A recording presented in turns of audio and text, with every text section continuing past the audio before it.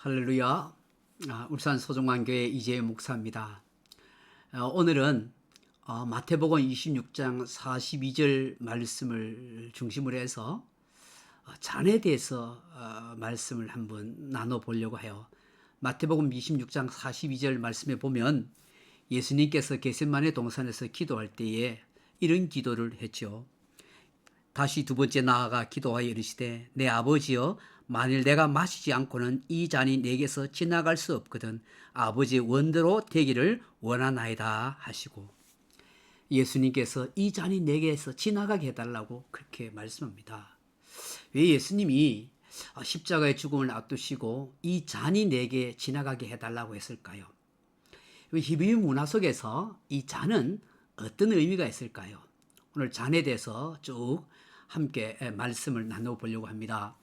이 잔은 헬라어로는 포테이온이라 그렇게 말을 하고 히브리어로는 코스라 그렇게 말합니다. 이 코스라 말은 함께 두다 라는 사용되지 않는 어근에서 유래하고 있는데, 이는 둘 다 같은 의미로 물을 담는 그릇 혹은 컵을 뜻합니다. 잔은 혼자만이 아니라 함께 한다, 함께 나눈다 하는 의미를 내포하고 있는 것입니다. 그러면 고대 유대인들의 잔에 대한 개념이 어땠을까요? 관용어로 어떻게 사용했을까 하는 것입니다. 성경 속에 특히 히브리인들 문화 속에 있는 이 잔은 첫째로는 미움과 사랑의 잔이었다 하는 것입니다. 고대 이스라엘은 유목 사회였어요.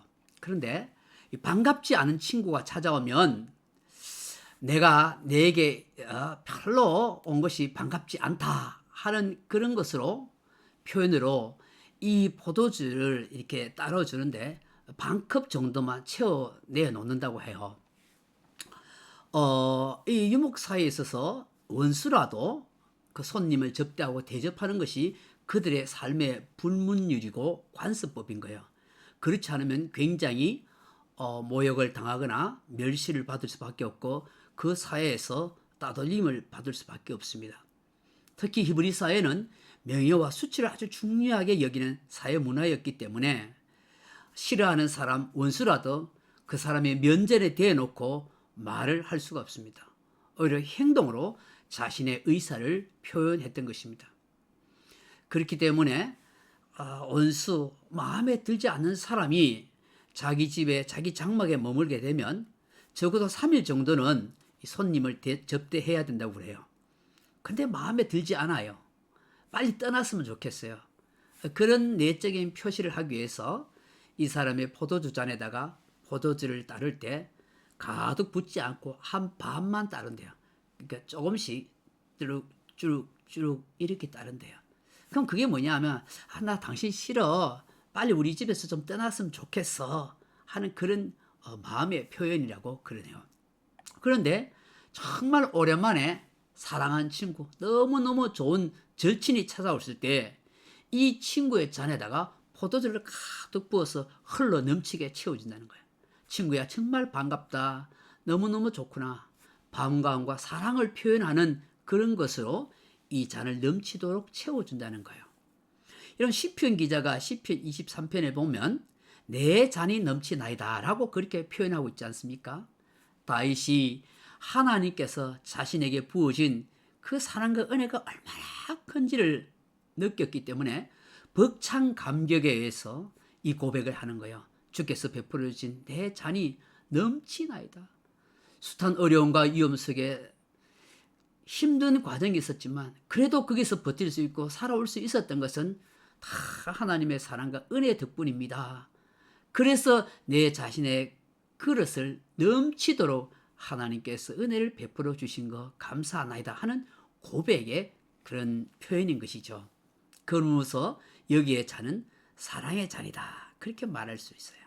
그래서 정말 싫어하고 원치 않는 원수가 왔을 때 그 사람에게 잔을 베풀 때는 미움의 잔이에요. 포도주를 한 반만 쭈룩쭈룩 따라요. 근데 정말 사랑하는 친구, 사랑하는 절친이 왔을 때는 그 포도주를 가득 담아요. 그 잔이 넘치도록 해줘요. 그건 바로 사랑의 잔이에요. 두 번째, 행복의 잔이 있어요. 히브리인들은 결혼식을 할 때 신랑이나 신부가 네 잔의 포도주를 마신다고 합니다. 그 포도주를 마시면서 말하기를 이 잔이 너무 내게 달다라고 표현한다는 거예요. 그 지금 이 결혼하는 이 순간이, 이 상황이 자기에게 너무나 행복하다고 표현하는 것입니다. 그래서 그 결혼식에 마시던 그 잔을 행복의 잔이라 그렇게 표현합니다.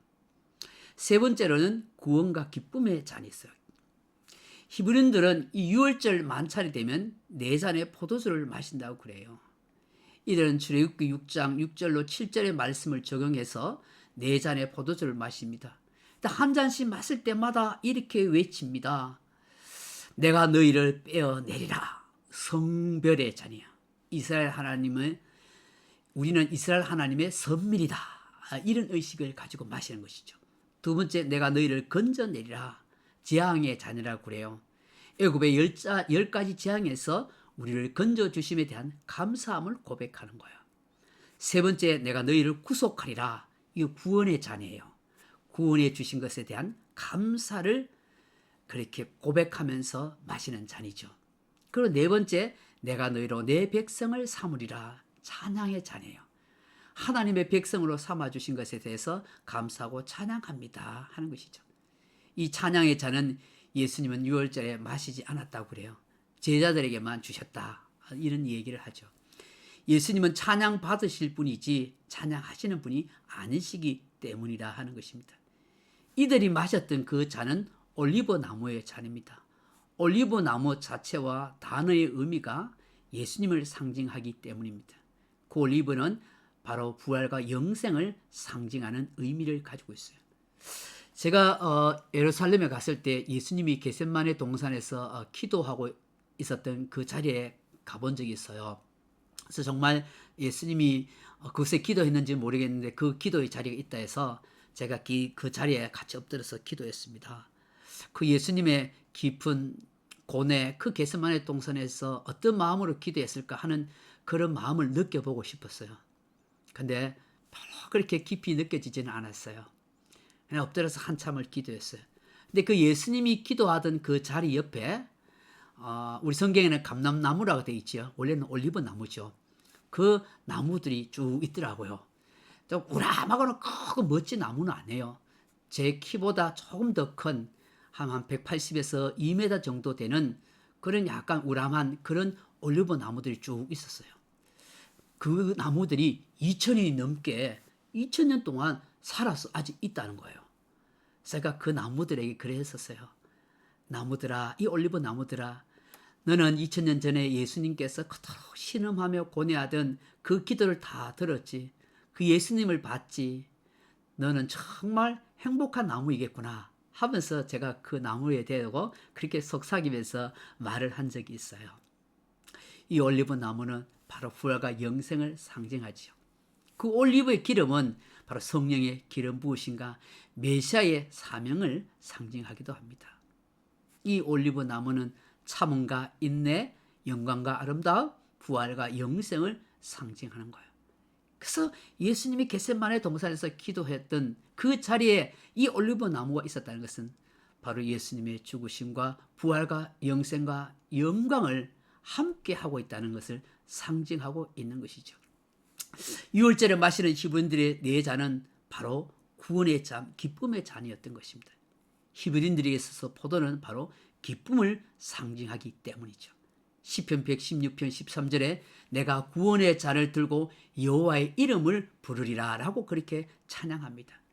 그들이 이 기쁨의 포도주를 마시면서 하나님께서 자신을 구원해 주신 것에 대해서 기뻐하고 감사하였던 것이죠.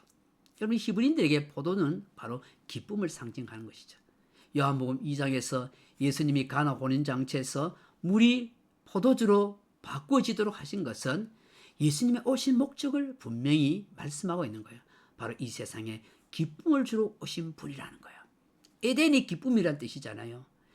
에덴에서의 그 기쁨을 잃어버린 그 인생들에게 예수님이 오셔서 우리에게 기쁨을 회복시켜 주시는 분이다. 죄 때문에, 사망 때문에 기쁨을 잃어버린 우리들에게 바로 생명의 주가 우리에게 기쁨을 회복시켜 주신다. 가나 혼인잔치 첫 이적을 통해서 예수님의 오신 목적을 그것에 알려주는 것이죠. 히브리인들에서 이 포도주의 잔은 바로 구원의 잔, 기쁨의 잔을 의미하는 것이죠. 그리고 네 번째로는 이 잔은 슬픔과 고통의 잔이기도 해요. 히브리 문화에서 남편이 죽은 과부, 미망인은 참 슬프고 고통스러운 존재가 된다 하는 것입니다. 도움을 받아야 할 사람이 되고 사회적 약자가 된다는 것입니다. 이런 미망인이 그의 남편의 죽음 앞에서 이 잔을 마시면서 이 잔은 내게 너무 쓰다라고 표현한다고 그래요. 지금 내 상황이 견딜 수 없을 정도로 슬프다는 표현을 내가 마시는 잔이 쓰다, 괴롭다, 마라 그렇게 표현하고 된다는 것이죠. 다음에 히브리 사회에서 나인성 과부 이야기도 좀 하겠지만 그 나인성 과부가 그토록 슬퍼한 것도 그 하나밖에 없는 독자 아들의 죽음 때문에 가슴 아파한 것도 있지만 그 나인성 과부가 아들이 죽음으로 가지고 있던 모든 재산조차도 다 빼앗기게 되는 거예요. 친척들에게. 그러면 정말 살아가기가 너무 막막하고 슬프기 때문에 그토록 울 수밖에 없었던 것이죠. 그런 형편을 보셨던 예수님께서 그 나인성 과부의 아들을 살림으로 이 나인성 과부에게 기쁨과 즐거움을 회복시켜 주신다 하는 의미를 가지고 있는 것이죠. 다음에 죽음의 잔을 의미해요. 히브리인들에게서 어떤 잔은 죽음의 잔을 상징하기도 합니다. 마가복음 10장 35절로 40절에 이 세베대의 아들인 제자 야고보와 요한이 찾아와서 주님께서 지금 십자가 지시고 이 예루살렘에 올라가셔서 대제사장과 바리새인과 서기관들에게 고난을 당하시고 이방인들에게 넘겨줌을 당하신다. 십자가에 엄청난 고통을 당하실 것이라고 말씀했지만 그런 것을 전혀 알고 깨닫지 못했던 이 제자들은 엉뚱한 얘기하죠. 예루살렘에 예수님 올라가시면 이 로마 제국을 다 쫓아내고 이 부패한 기득권 세력인 이 타락한 제사장과 이 거짓 선지자들, 이 바리새인들을 다 쫓아낼 것이다. 그리고 다윗 왕국을 만들 거라고 그런 엉뚱한 기대에 있었어요. 그러니 이들이 예수님께 찾아와서 주님, 우리를 주의 우편에, 주의 좌편에 앉도록 해주옵소서. 그렇게 이야기하죠. 그때 예수님께서 너희가 나의 마시는 잔을 마시며 나의 받는 세례를 받을 수 있겠느냐? 그때 예수님께서 하시는 그 잔은 바로 운명을 말씀하는 운명의 잔이에요. 즉 사명을 위해서 죽음을 각오할 수 있겠느냐? 나와 운명을 같이 할 수 있겠느냐라고 물으신 거예요. 정말 십자가 지는 인생이 될 수 있겠느냐? 근데 그것을 깨닫지 못했던 이 야고보와 요한은 우리가 능히 할 수 있습니다. 주님의 잔을 마실 수 있습니다. 라고 그렇게 말을 했지만 실상은 예수님이 잡히시던 밤에 다 도망하고 말았죠. 근데 참 아이러니하게도 예수님이 부활 성천하시고 이들이 사도행전 2장에서 성령을 받고 난 뒤에 제일 먼저 순교한 사람이 바로 야고보였어요. 그리고 마지막까지 살아남아서 고난과 환난을 겪으면서 믿음을 지키고 순교했던 분이 바로 사도 요한이시죠. 그래서 정말 그들은 그들의 고백대로 예수님과 함께하는 운명의 잔을 마셨고 십자가의 잔을 마셨던 것이에요. 그래서 여기에 잔은 바로 운명의 잔 혹은 죽음의 잔이라 그렇게 말할 수가 있는 것이죠. 그리고 바로 어떤 잔이냐면 버림과 외면의 잔이 있는 것입니다. 예수님이 십자가 지시기 전에 겟세마네 동산에서 기도하셨습니다. 정말 땀방울이 핏방울이 될 정도로 간절하게 애끓는 기도를 하셨습니다. 땀방울이 핏방울이 될 정도로 기도하셨다. 이건 정말 문학적인 비유다. 얼마나 예수님이 간절하게 땀을 흘리며 기도하셨는가 하는 것을 문학적인 표현으로 그렇게 한다라고 생각할 수 있을지 몰라요. 그런데 정말로 간절하게 기도하면 이마에서 핏방울이 맺힐 수 있다고 그래요. 제 아는 어떤 선배 목사님 가운데 이 말씀 자체를 믿지 않았대요. 그냥 간절히 기도했겠지 이렇게 했대요. 근데 한 번은 자기 교회 교인이 산모가 있는데 아이를 낳는데 너무나 힘든 난산이었다는 것입니다. 그래서 정말 기도해달라고 열심히 해서 열심히 기도하고 그리고 그 산모가 난산하는 가운데 가서 기도를 하는데 얼마나 용을 쓰고 힘을 썼든지 이 산모의 이마에서 땀이 흘러나오는데 핏빛이 보이더라는 거예요. 그 순간에 이 목사님 너무나 충격을 받았대요. 회개를 했대요. 야, 예수님이 땀방울이 핏방울이 돼도 기도했다는 것은 단순히 열심히 기도했구나 정도로 그렇게 의심했는데 진짜로 저렇구나. 얼마나 나를 위해서, 우리를 죄를 위해서 간절하게 기도했으면 지금 저 산모가 죽을 줄 살동 그렇게 아이를 낳는다고 난살하는 저 모습을 보니까 예수님도 저렇게 했겠구나. 그런 느낌을 가지고 엄청나게 회개하면서 깨달음을 가졌다는 거예요. 예수님께서 왜 이런 기도를 하셨을까요? 그것은 바로 내가 마셔야 할 잔 때문이에요. 내가 바로 버림과 외면의 잔을 마셔야 했었어요. 주님으로부터 영원히 지옥에 버림받는 인생의 잔을 마셔야 했었어요. 근데 예수님이 엄청난 고초와 수치뿐 아니라 십자가의 죽음도 다 감당하셨어요. 완전히 하나님으로부터 버림받는, 외면받는 그런 지경에 이르렀던 거예요. 영원전부터 영원 후까지 함께 영원토록 계셨던 그 삼위 하나님이 우리의 죄짐, 나의 죄짐을 지는 순간 하나님이 예수님을 외면해 버리시고 버리신 거예요. 음부의 고통에 떨어지도록 놔둬 버리시고 고개를 돌려버리신 거예요. 그래서 예수님께서는 십자가에 달리셔서 엘리 엘리 라마 사박단이라고 피 끓는 기도를 그렇게 하셨던 것이죠. 그걸 알았던 예수님이 겟세마네 동산에서 그렇게 기도하시면서 이 잔을 내게서 옮겨달라고. 그러나 아버지의 뜻이 어디 있는지 알았기 때문에 순수하게 그 고통의 잔, 그 외면과 버림의 잔을 예수님이 고스란히 마셨던 거예요.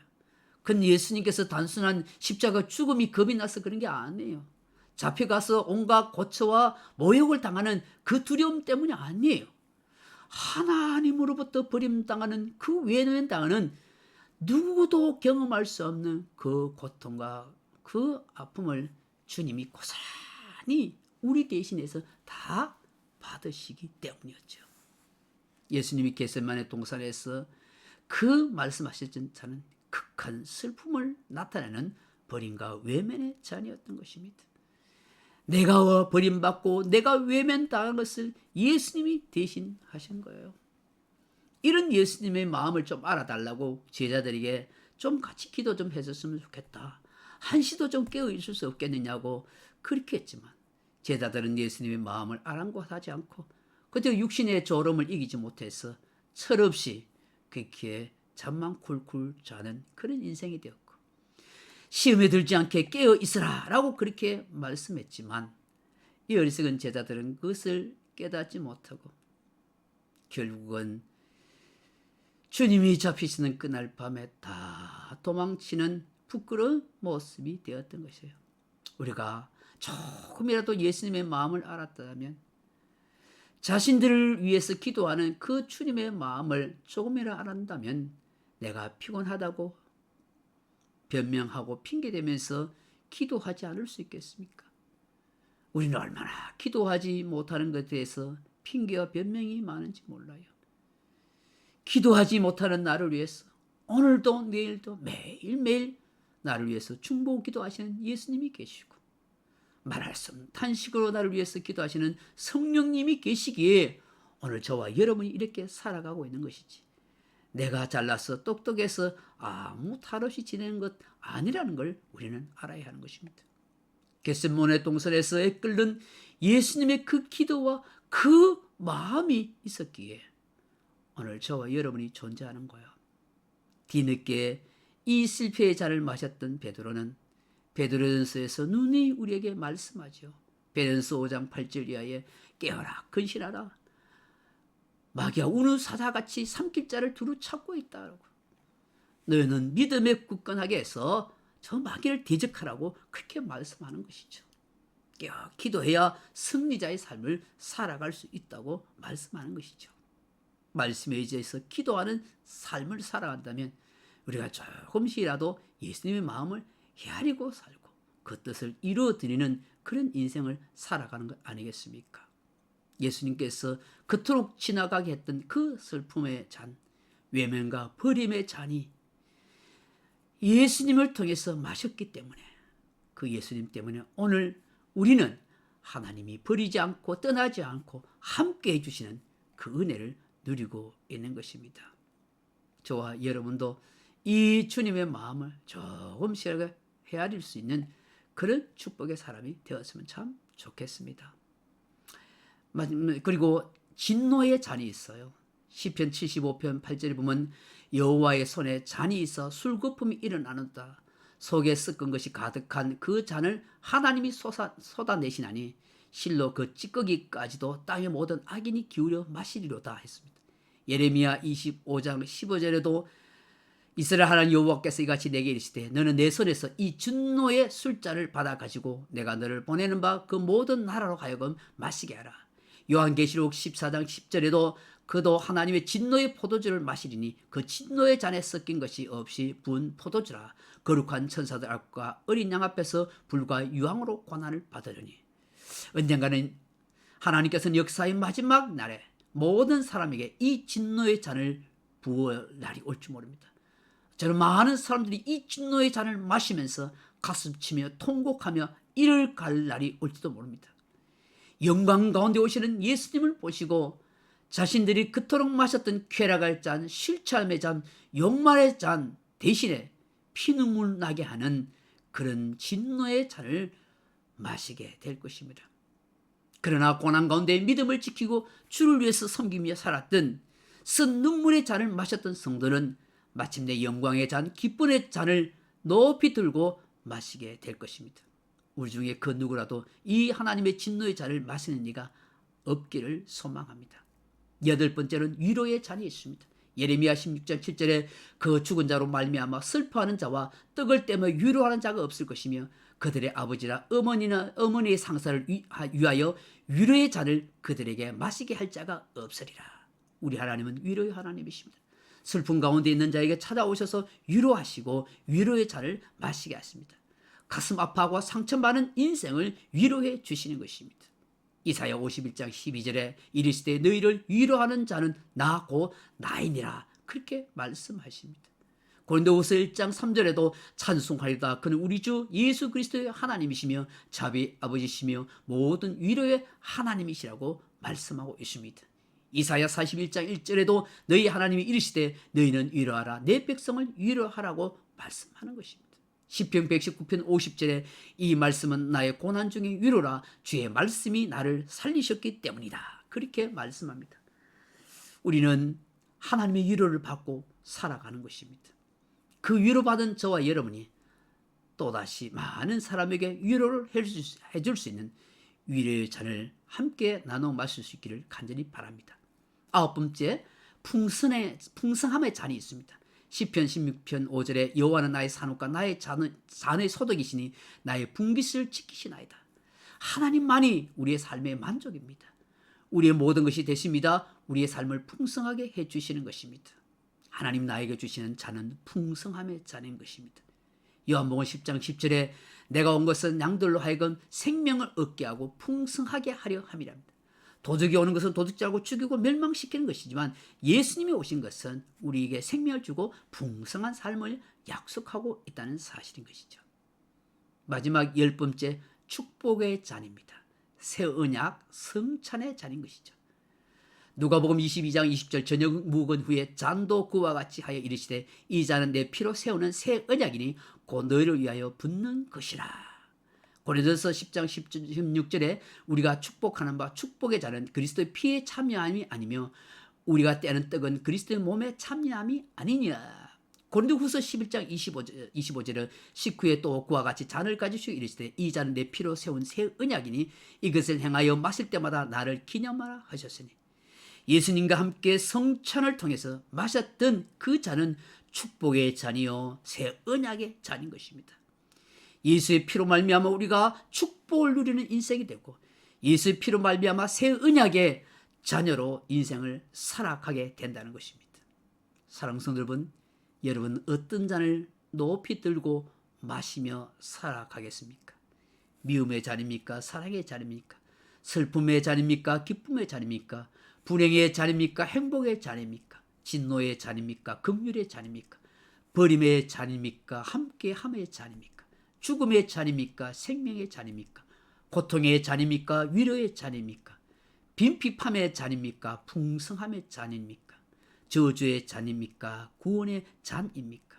멸망의 잔입니까? 축복의 잔입니까? 어떤 잔을 선택하는 것은 여러분에게 달렸습니다. 주님이 어떤 잔을 마시기를 원하는지를 깊이 생각해 보십시오. 하나님이 주시는 예수 그리스도의 생명의 잔, 복된 은혜의 잔, 그런 잔을 다 마실 수 있기를 바랍니다. 그래야 정말 복된 인생으로 하나님 앞에 살아가길 주님의 이름으로 축원합니다. 감사합니다.